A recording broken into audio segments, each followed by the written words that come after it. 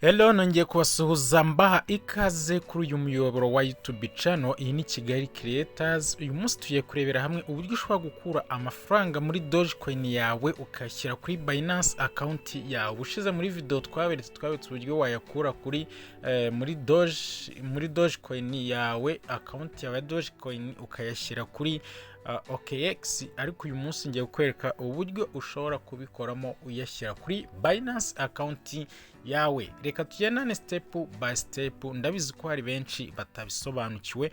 Nta kintu ukora rero, uhita uza hano muri account yawe ya Binance. Ngira ngo reka dusubire kuri home, ngira ngo iyi ni Binance. Reka dutangire murebe uko bikorwa. Uraza muri Binance account yawe.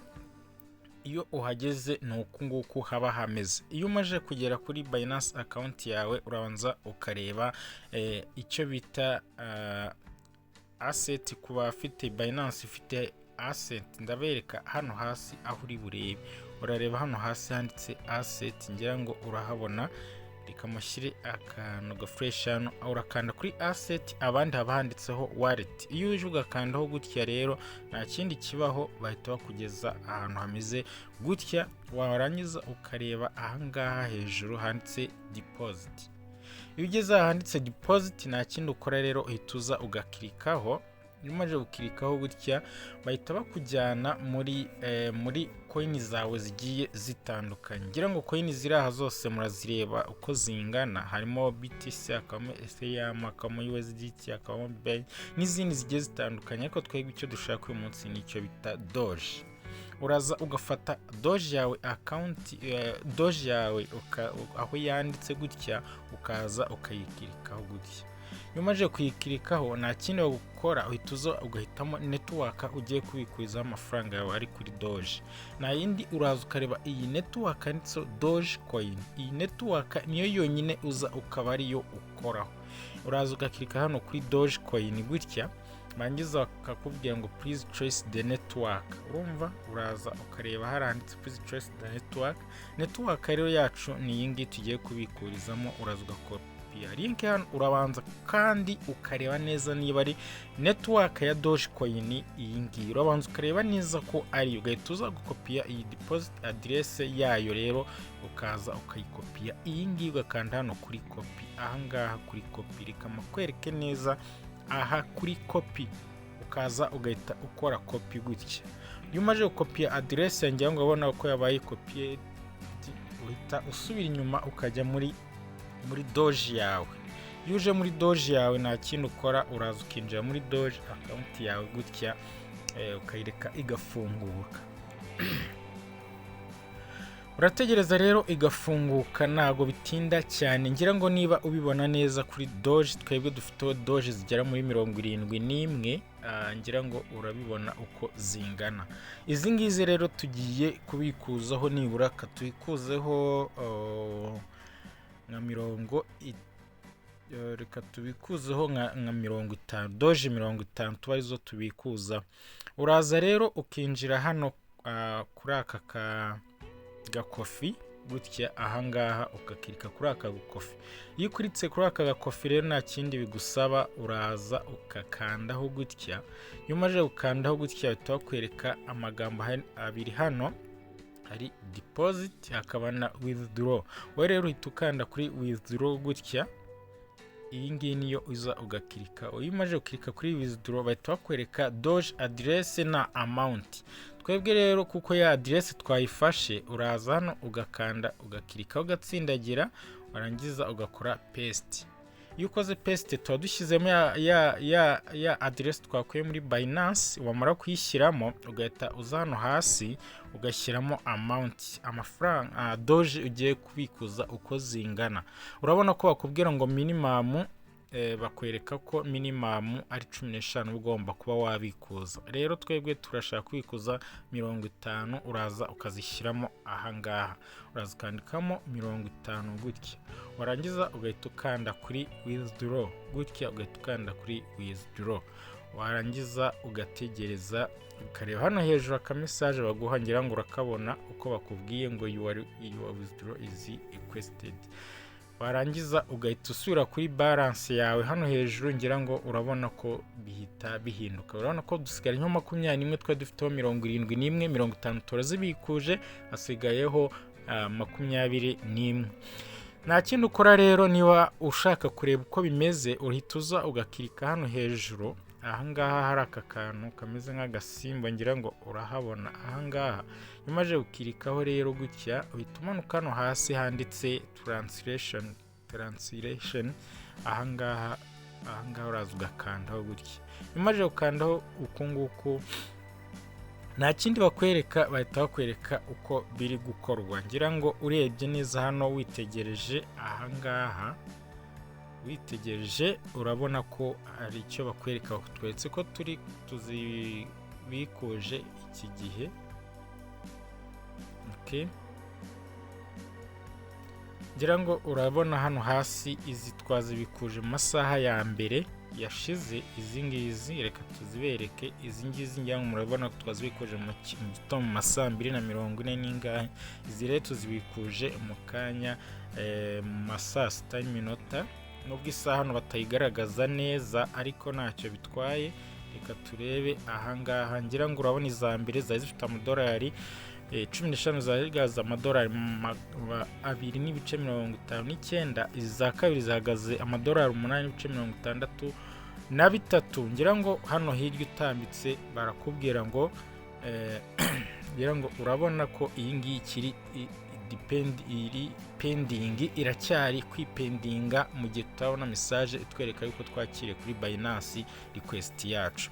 Urabona ko iyi yambere ya mu gitondo ko yo yabaye completed, niyo mpamvu isa gutya yo yamajije gutungana. Ngira ngo urabibona neza. Reka dutegereze rero baduhe request yuko twabikuje doze zacu muri Binance account. Reka dutegerezeho gatoya. Nkuko maje kugenda mubimenyera, tukwigisha gukorera amafaranga online na gishoro na kimwe bigusabye, uretse kuba ufite smartphone yawe ndetse na internet. Ibyo ngibyo bigufasha rero kwinjiza amafaranga atubutse buri munsi mu buryo bumwe cyangwa se ubundi. Nta kindi rero tugiye gukora uyu munsi, tugiye kwereka uburyo ushobora kwinjiza amafaranga atari makeya.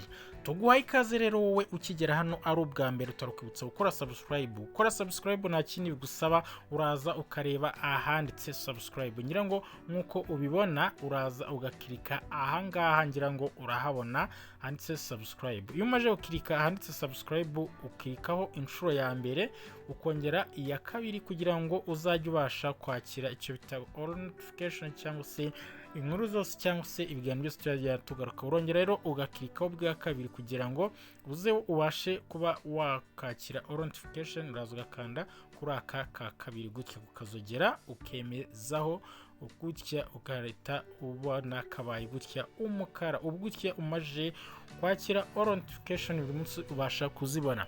Ndetse yewe kandi niba ari icyifuzo cyangwa igitekerezo ushaka kutwandikira, reba hano muri comment, ubuze ukirikeho wandike comment yawe, natwe turi tayari gusubiza ibibazo n'ibyifuzo byawe waba ufite.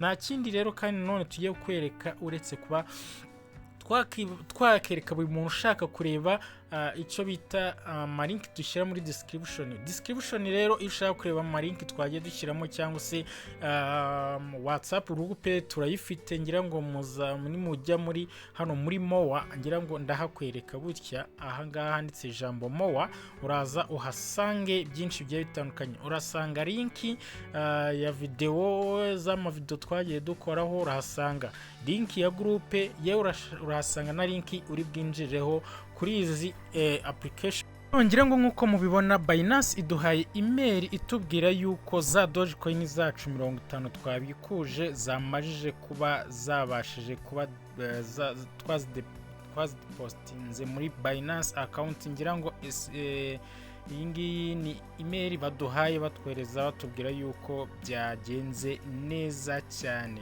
Ngira ngo niba ubibona neza hano hejuru barakubwira ko byabaye confirmed. Ngira ngo urabibona ahangaha. Ngira ngo umanutse hano hasi rero ukareba barakubwira yuko Dogecoin zacu twabikuje 50 zitugezeho hari 49.99, mbese bagukata igice kimwe cyo kubikuza.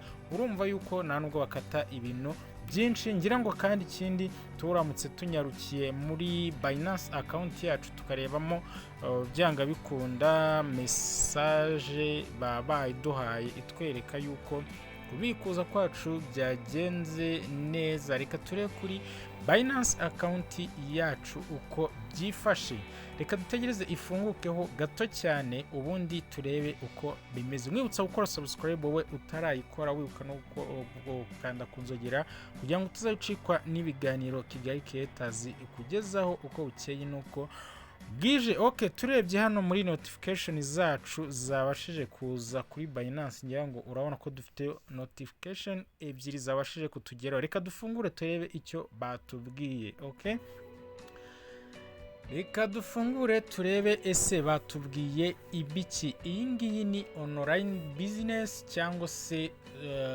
social media business. Ibyo byose ahangaha urabisanga muri YouTube cyane online business nizo dukora ku buryo budasubirwaho. Ngira ngo nkuko ubibona hano barakubwira ngo Doge deposit successful. Urabona byabaye ku isaha ya 8:20. Ngira ngo urabona ko ari ibintu byoroshye cyane kubikuza kuri muri Doge yashyira kuri Binance account yawe, biroroshye cyane. Ngira ngo nkuko ubibona hano barakubwira ngo you have successful deposited 49 and n'ibice 999.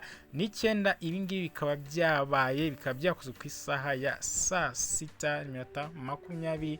Na hepfo niko barakubwira ngo ako kanya uhita ugomba kuba wabi confirminga. Okay, ngira ngo murabona ko ari ibintu byoroshye cyane. Dusubiye kureba ngira ngo na balance yacu yiyongereye. Witegereje hano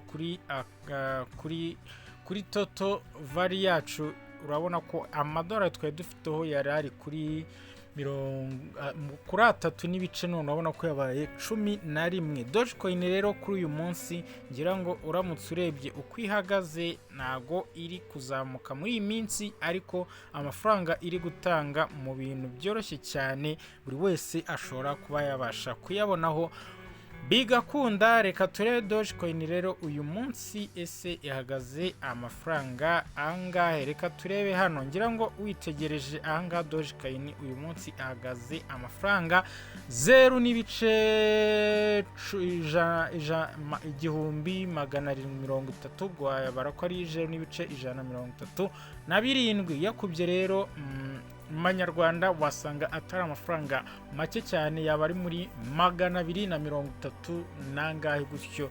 Urumva ko ari ibintu byoroshye cyane. Guys, rero urasabwa nawe kuba wakoyandikisha muri iyi Dogecoin ukabasha kwakira amafaranga akorerwa mu gihe gitoya cyane kandi akaba abasha kuba yabikurika. Mwibutsa yuko dufite WhatsApp group, nawe ushobora kuyijoininga. Ikindi kandi ndagushyirira link muri description y'ukuntu ushobora kuba wabasha kwiyandikisha muri iyi Dogecoin nawe ukabasha gukorera amafaranga ku buryo bworoshye cyane n'izindi application cyangwa se izindi crypto cyangwa se ubundi buryo bwose bushoboka. Twiyemeje kujya tubereka uburyo ushobora gukorera amafaranga online kandi ukayabikuza bikaba byakunda uburyo bworoshye cyane. Mu yindi video rero nshaka kubereka uburyo ushobora kuyakura hano kuri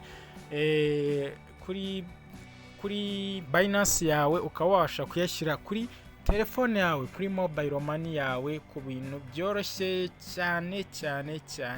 Ngira ngo buri wese yabasha kubyikorera. Ubutaha rero niko tuzagenda tubikora gake. Guys, turi kumwe rero. Ciao. Wibuke gukora subscribe ndetse unafungura inzogera kugira ngo tuzacikwa n'ibiganiro Kigali Creators ikugezaho umunsi ku wundi.